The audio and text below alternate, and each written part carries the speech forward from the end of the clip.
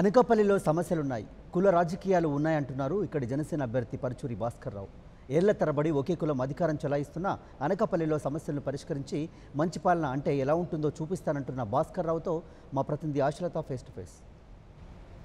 పరుచూరి భాస్కర్ రావు ఉత్తరాంధ్ర రాజకీయాలకు పెద్దగా అవసరం లేని పేరు.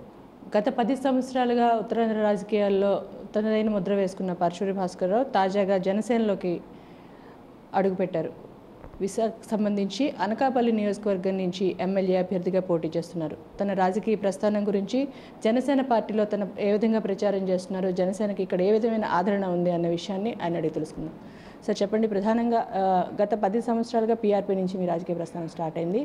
పాలిటిక్స్లోకి మీ ఎంట్రీ అనేది ఎలా స్టార్ట్ అయింది సార్?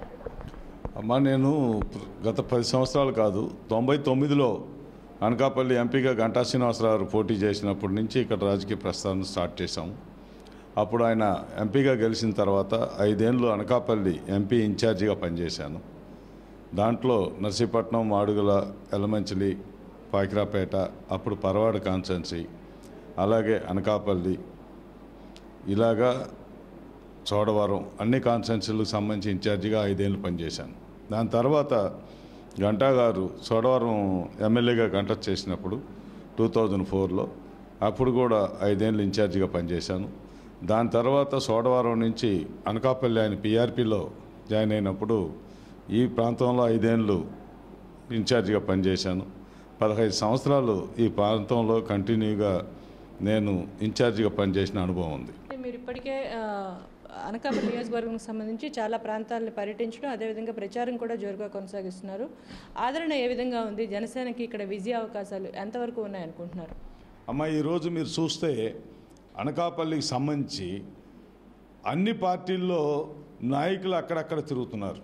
కానీ మా జనసేన పార్టీ అధినేత పవన్ కళ్యాణ్ గారి మీద ఉన్న అభిమానం, ఈ పార్టీ జనసేన సైనికులు ఈరోజు బార్డర్లో, ఇండియా బార్డర్లో సైనికులు ఎలా కాపాడుతున్నారో మనని, ఆ రకంగా ఈరోజు పార్టీని కాపాడడానికి మా జన సైనికులు అందరూ కూడా కంకణం కట్టుకున్నారు.